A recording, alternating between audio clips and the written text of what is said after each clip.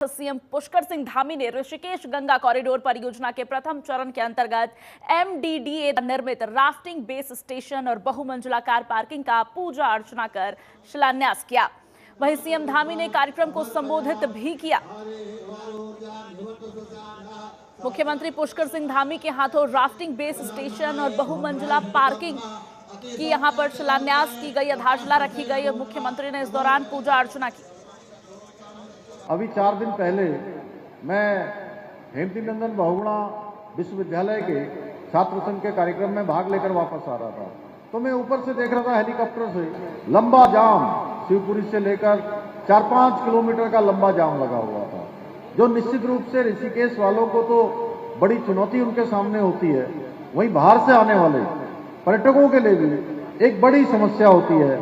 ये जाम की और पार्किंग की समस्या से ही आगे चलकर हम सबको राहत मिले। यहाँ पर मल्टी लेवल कार पार्किंग कार्यालय भवन का भी आज शिलान्यास किया। निश्चित रूप से आने वाले समय में ये हम लोगों के लिए बहुत लाभदायक होगा। 1000 से अधिक वाहनों की क्षमता वाले मल्टी लेवल पार्किंग और अलग कार्यालय एक छत के बनने से न केवल पर्यटकों को सुविधा होगी बल्कि आम जनता को भी उनके जीवन में उनको भी सुविधा मिलेगी, सहायता मिलेगी। वहीं मुख्यमंत्री पुष्कर सिंह धामी ने 30 अप्रैल से शुरू होने वाली चारधाम यात्रा की तैयारियों के लिए ऋषिकेश में चारधाम यात्रा पंजीकरण कार्यालय और ट्रांजिट कैंप का निरीक्षण किया। ये ट्रांजिट कैंप चारधाम यात्रा प्रबंधन की एक महत्वपूर्ण कड़ी है, जिसे श्रद्धालुओं को सुगम, सुरक्षित और सुव्यवस्थित यात्रा अनुभव देने के उद्देश्य से विकसित किया गया है। इस दौरान अधिकारियों को निर्देश दिए कि श्रद्धालुओं को पंजीकरण से लेकर यात्रा तक किसी भी स्तर पर असुविधा न हो और सभी व्यवस्थाएं समयबद्ध हों।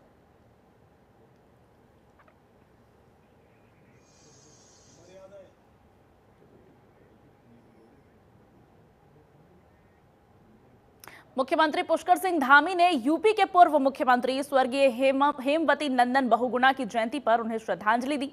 सीएम धामी ने कहा कि उनका जीवन बहुत संघर्षों से परिपूर्ण था, लेकिन वो हिमालय की तरह अडिग थे। वो हमारे दिलों में हमेशा रहेंगे और हमें उनसे हमेशा प्रेरणा मिलती रहेगी। आज उनके जयंती पर हम सभी उनको नमन करते हैं। क्षेत्र में, सामाजिक क्षेत्र में अनेक कीर्तिमान स्थापित किए, अनेक विकास के कामों को शुरू किया। उनका जीवन बहुत संघर्षों से परिपूर्ण था, लेकिन वो हिमालय की तरह अडिग थे। वो हमेशा हमारे दिलों में रहेंगे, हमको हमेशा उनसे प्रेरणा मिलती रहेगी। आज उनकी जयंती के अवसर पर हम सभी उनको नमन करते हैं और कि उनके आदर्श हमेशा हमारे जीवन को प्रेरणा देते रहेंगे। चलिए बात चारधाम यात्रा की। चारधाम यात्रा का शुभारंभ 30 अप्रैल से होगा, जिसमें 30 अप्रैल को ही गंगोत्री और यमुनोत्री धाम के कपाट खोले जाएंगे। वहीं 2 मई को केदारनाथ तो 4 मई को बद्रीनाथ के कपाट खोलेंगे। हेमकुंड साहिब के कपाट 25 मई को खोल दिए जाएंगे। तो चारधाम यात्रा को लेकर श्रद्धालुओं में भी जबरदस्त उत्साह देखने को मिल रहा है। अब तक 20,78,572 यात्रियों ने रजिस्ट्रेशन कर लिए हैं और अभी तक सबसे अधिक केदारनाथ धाम के लिए यात्रियों के रजिस्ट्रेशन हुए हैं। केदारनाथ धाम के लिए 7,09,552 लोगों ने रजिस्ट्रेशन करवाया है। वहीं चारधाम यात्रा की अगर बात की जाए तो बाबा केदार के दर पर आने वालों की संख्या सबसे अधिक है।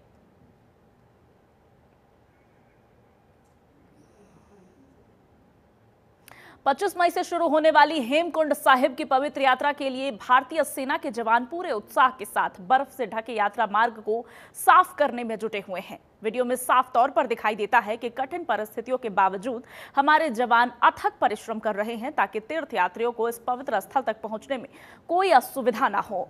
ये कार्य न केवल उनकी शारीरिक दृढ़ता को दर्शाता है, बल्कि देशवासियों की सुरक्षा और उनके आस्था के प्रति उनकी गहरी निष्ठा को भी उजागर करता है।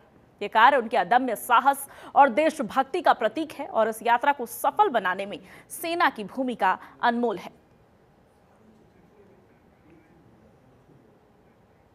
चारधाम यात्रा को लेकर पुलिस प्रशासन ने सभी तैयारियां पूरी कर ली है। इसी क्रम में यात्रा मार्ग पर फ्लेक्स बोर्ड लगाए गए हैं। बोर्ड पर QR कोड लगाए गए हैं, जिन्हें स्कैन करने से पार्किंग, डाइवर्जन सहित अन्य जानकारी यात्रियों को मिल सकेगी। बिना पूछे ही इस पर अपडेट भी मिलेगी। 30 अप्रैल से चारधाम यात्रा की शुरुआत होने जा रही है। पुलिस प्रशासन ने यात्रा की तैयारियों को पूरा कर लिया है। एसएसपी प्रमेंद्र सिंह डोभाल के निर्देशन पर लगाए गए इन बोर्ड से यात्री डायवर्जन, पार्किंग और रूट की जानकारी बिना पूछे सीधे प्राप्त कर सकेंगे।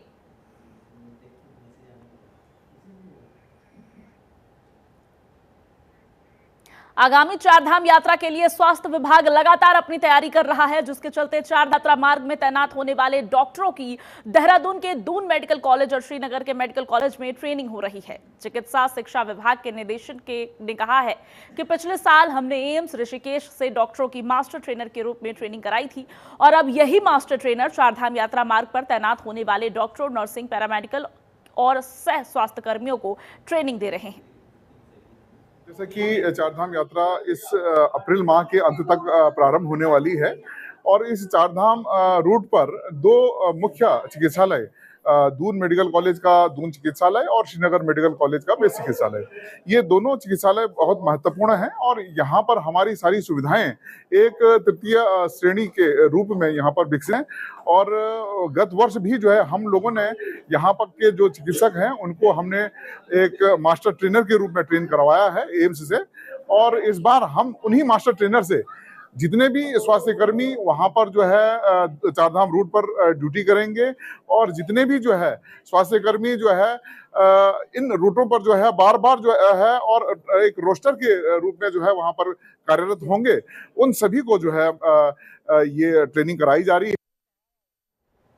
प्रदेश में 30 अप्रैल से चारधाम यात्रा शुरू होने जा रही है। व्यवस्थाओं के तमाम दावे सरकार के द्वारा किए जा रहे हैं।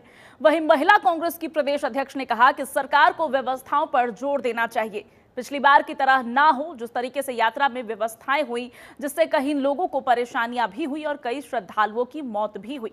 उन्होंने कहा कि चारधाम यात्रा हमारे प्रदेश में होती है और यात्रियों को सुरक्षा देना हमारी जिम्मेदारी है, इसलिए सरकार को तमाम चीजों पर ध्यान देना चाहिए।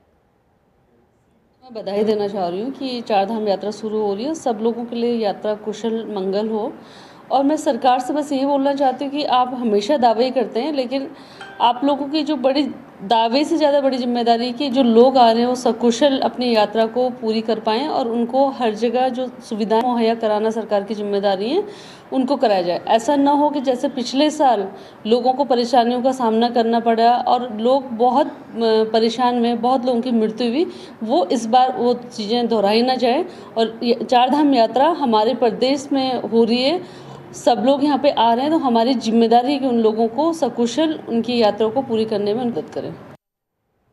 वहीं शिवपुल पर चारधाम यात्रा को सुरक्षित ढंग से संचालित करने के लिए एनडीआरएफ, एसडीआरएफ और जिला प्रशासन के संयुक्त तत्वाधान में मॉक ड्रिल किया गया। आगामी चारधाम यात्रा को सुरक्षित और सुव्यवस्थित ढंग से करने के लिए और किसी भी आपदा से निपटने के लिए जिलाधिकारी के निर्देशन पर जनपद में मॉक ड्रिल के आयोजन किए गए, जिसमें विभिन्न भागों की भागीदारी रही, जिसमें कम से कम समय में सभी के सहयोग से राहत और बचाव कार्य सफलतापूर्वक संपन्न किया गया।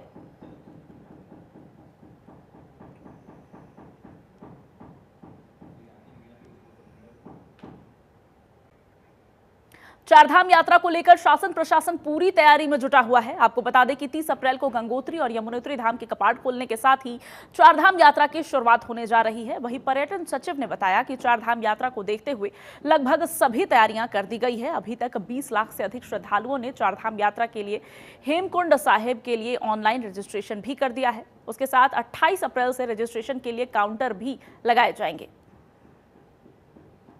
अभी विशेषकर केदारनाथ और बद्रीनाथ की अगर हम बात करें तो केदारनाथ में मास्टर प्लान के अंतर्गत जो मेजर काम है वो कंप्लीट हो गया है।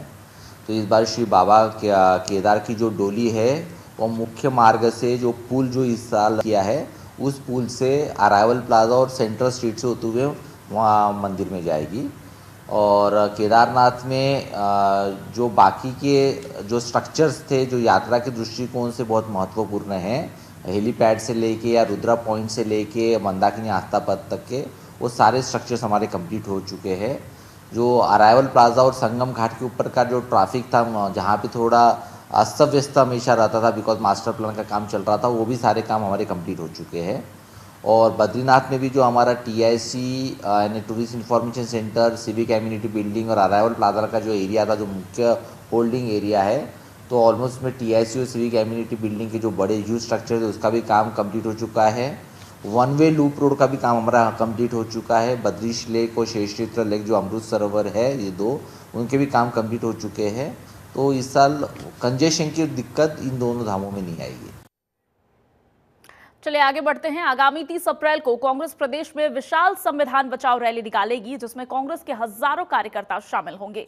आपको बता दें कि प्रदेश कांग्रेस कार्यालय में एक मीटिंग हुई, जिस मीटिंग में यह निर्णय लिया गया। कांग्रेस के प्रदेश अध्यक्ष करण माहरा ने बताया कि बीजेपी जिस प्रकार से संविधान और कानून की धज्जियां उड़ा रही है, पूरे प्रदेश ही नहीं बल्कि पूरे देश में हर जगह बीजेपी अपनी मनमानी चला रही है। इसको देखते हुए 30 अप्रैल को रैली निकालने का निर्णय लिया गया है। देश में बाबा भीमराव अंबेडकर के संविधान के संग बहुत ज्यादा छेड़छाड़ हो रही है और लोगों के अधिकारों पे अतिक्रमण हो रहा, निजता का में अतिक्रमण हो रहा। उत्तराखंड इसका एक बेहतर उदाहरण है। UCC आर्टिकल 44 का सीधे सीधे उल्लंघन है संविधान की धारा का। तो इसलिए आवश्यकता पड़ी है कि संविधान बचाओ रैली कराई जाए, पूरे देश में हो रही है। और जिस तरीके से बीजेपी संवैधानिक संस्थाओं का दुरुपयोग कर रही है, संविधान के प्रदत्त अधिकारों का अतिक्रमण कर रही है, ED का इस्तेमाल, CBI का इस्तेमाल, इनकम टैक्स डिपार्टमेंट का इस्तेमाल, इन्फोर्समेंट डिपार्टमेंट जो है करके लोकतंत्र को खतरे में डालने की काम कर रहे हैं। इसलिए संविधान बचाओ रैली 30 तारीख को पूरे देश में है। 25 से 30 के बीच में सुविधा अनुसार हर लोग कर रहे हैं। उसके बाद हमारी विधानसभा वारी रैलीज हैं, उसके बाद हमारी जिले वारी रैलीज हैं और फिर हम इसको और नीचे भी लेके जाएंगे। फिर घर घर जाने का अभियान भी है, उसमें हम बहुत सारे हमारे कंटेंट्स हम तैयार कर रहे हैं, जिसके प्रपत्र, लिफलेट्स इत्यादि लोगों को बांटे जाएंगे। पहलगाम आतंकी हमले में शहीद करनाल निवासी विनय नरवाल की अस्थियां हर की पैड़ी पर विधिवत पूजा पाठ के साथ गंगा में विसर्जित की गई। इस दौरान शहीद के पिता और मामा समेत परिवार के अन्य सदस्य भी मौजूद रहे। पूर्व कैबिनेट मंत्री मदन कौशिक और बीजेपी कार्यकर्ता भी घाट पर पहुंचे। शहीद के पिता ने मीडिया से कहा कि मेरा बेटा तो शहीद हो गया, लेकिन दुआ है कि भविष्य में किसी और के घर ऐसा हादसा ना हो। इस दौरान हर की पैड़ी पर मौजूद सभी श्रद्धालुओं की आंखें भी नम थी। सबसे पहले तो मैं पूरे विश्व का, देश का और अपने देशवासियों का धन्यवाद करना चाहता हूं कि इस दुख की घड़ी में वो मेरे साथ खड़े हैं। प्रशासन ने, सरकार ने, सभी देशवासियों ने मेरा ढांढस बंधाया है, मेरे परिवार को सांत्वना दी है। इसके लिए मैं उनका धन्यवाद करता हूँ। जिस तरह से घटना हुई है, क्या कहना चाहेंगे? घटना मैं भी सुनी सुनाई बता सकता हूँ, क्योंकि मैं तो घर पर था, बेटा और मेरी पुत्र वधू गए हुए थे। उसके बारे में उसको डिस्क्राइब मैं नहीं कर सकता, बिकॉज मैं क्या चाहते हैं भारत सरकार से? क्या चाहते हैं भारत सरकार से? मैं यही चाहूँगा, मेरा बेटा तो शहीद हो गया, बट भविष्य में इस तरह की घटनाएं ना हो, इसके लिए पुख्ता जो भी वो कर सकते हैं वो करें। पहलगाम में हिंदुओं पर हुए बर्बर आतंकी हमले के बाद हिंदूवादी नेता साध्वी प्राची का गुस्सा फूटा है। हरिद्वार में पाकिस्तान का पुतला फूंकते हुए साध्वी ने तीखा बयान दिया। कहा कि अब चुप बैठने का वक्त नहीं है, भारत को आर पार की लड़ाई चाहिए। बड़े जनसमूह के बीच पाकिस्तान मुर्दाबाद के नारे लगाए। साध्वी प्राची ने केंद्र सरकार से मांग की आतंकी ठिकानों पर सीधा प्रहार हो। हिंदुओं पर हमले किसी भी सूरत में बर्दाश्त नहीं है।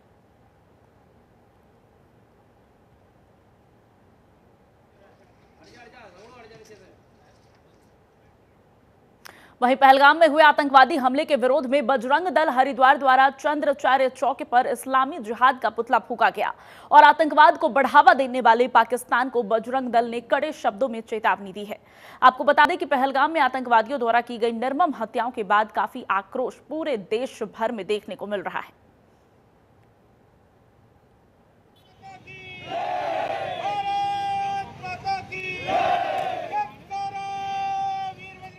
पहलगाम में हुए आतंकी हमले में मारे गए लोगों को भारतीय किसान यूनियन पथिक के कार्यकर्ताओं ने मोमबत्ती जलाकर श्रद्धांजलि अर्पित की, जिसके बाद सिविल लाइन में कैंडल मार्च निकाला गया।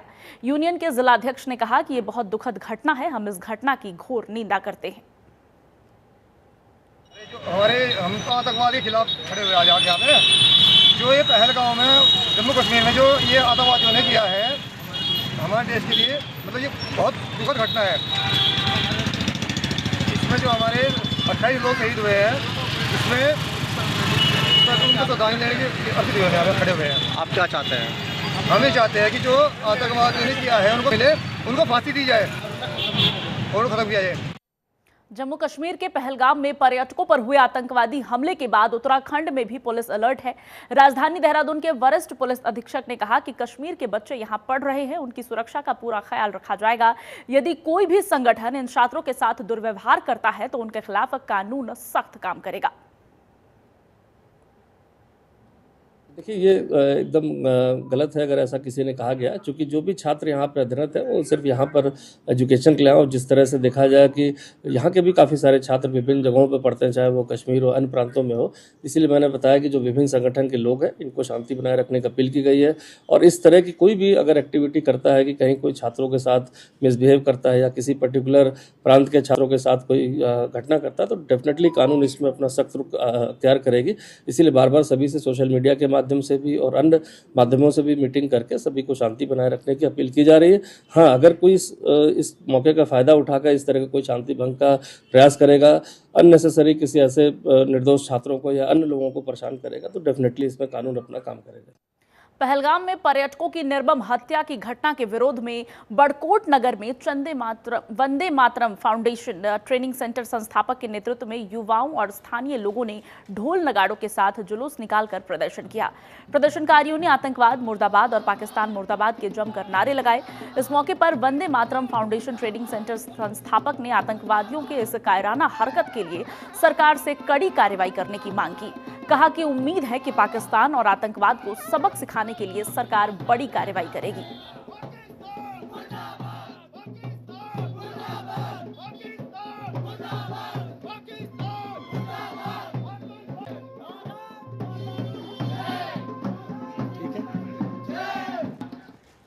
जिला हरिद्वार महिला कांग्रेस अध्यक्ष के नेतृत्व में पहलगाम हमले में मारे गए निर्दोष लोगों की आत्मा की शांति के लिए गोविंद घाट पर कैंडल मार्च निकालकर 2 मिनट का मौन धारण कर मृत लोगों की आत्माओं को श्रद्धांजलि दी गई।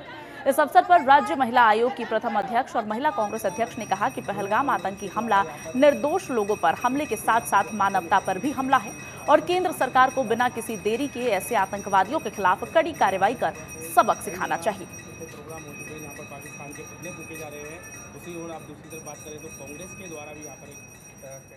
संविधान निर्माता भारत रत्न डॉक्टर भीमराव अंबेडकर के नाम लेकर सियासत करने वालों को काशीपुर में करारा जवाब मिला है। बाबा साहब के सम्मान में आयोजित एक सभा में बीजेपी नेताओं ने मंच से वो तमाम बातें सामने रखी।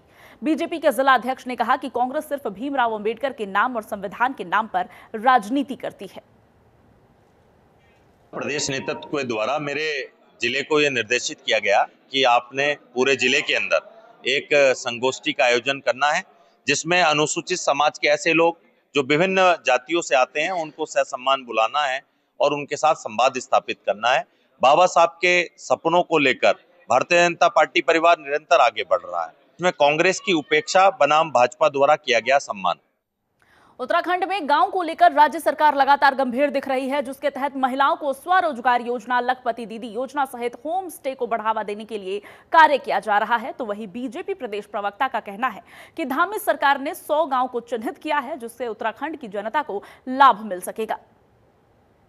प्रकार हमारी सरकार गांव को लेकर लगातार संजीदा दिखाई पड़ रही है, जिसके तहत वो स्वरोजगार से भी महिलाओं को जोड़ने का काम कर रहे हैं। लखपति दीदी योजना के तहत गांव को जोड़ने का काम किया जा रहा है और जिस प्रकार से होम स्टे को बढ़ावा देने का काम किया जा रहा है, उत्तराखंड की सभी परंपराओं को दर्शाने के लिए, एक लोक संस्कृति दिखाने के लिए भी उस पर कार्य किया जा रहा है।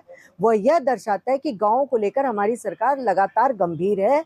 उसी क्रम में मुख्य सचिव आनंद वर्धन जी ने 100 गांवों को चिन्हित किया है, जिसमें किसी भी प्रकार की अगर कोई समस्या आ रही है, कोई उसमें कमी रह गई है, तो उसमें विकास की गति को प्रदान करने के लिए ये हर्ष का विषय है कि 100 गांव को चिन्हित किया जा रहा है कि किसी भी तरीके की समस्याओं से उसको निदान दिलाया जाए, जिससे हमारी उत्तराखंड की जनता खुश रहे और रोजगार के साथ रहे और जिससे उत्तराखंड की जनता का आगे तक भला हो, क्योंकि आने वाले दशक उत्तराखंड का दशक होगा। ये चीज हमारे यशस्वी प्रधानमंत्री नरेंद्र मोदी जी ने पहले ही कह रखा है और उसको गतिशील करने के लिए लगातार हमारे मुख्यमंत्री श्री पुष्कर सिंह धामी जी कार्यरत हैं। शहर में डेंगू का डंक गहराता जा रहा है। इस मुद्दे पर बात करते हुए मुख्य चिकित्सा अधिकारी ने कहा कि डेंगू के ज्यादातर मामले प्राइवेट अस्पताल के हैं। उन्होंने कहा कि जिलाधिकारी के नेतृत्व में हमारी टीम लगातार डेंगू को लेकर कार्य कर रही है, जिसमें नगर निगम की टीम भी शामिल है। 17 मरीज हमारे देहरादून जनपद के हैं, 12 मरीज अन्य जिलों के हैं। सभी अस्पतालों के लिए एडवाइजरी भी जारी की जा चुकी है। डेंगू इस बार थोड़ा सा समय से जल्दी केसेस आने लगे हैं, तो अभी तक अगर हम बात करें तो 29 केसेस टोटल रिपोर्ट हुए हैं, जिसमें कि 17 जो हैं हमारे जनपद देहरादून के हैं और 12 केस जो हैं वो अलग अलग जिलों से या दूसरे राज्य से हैं।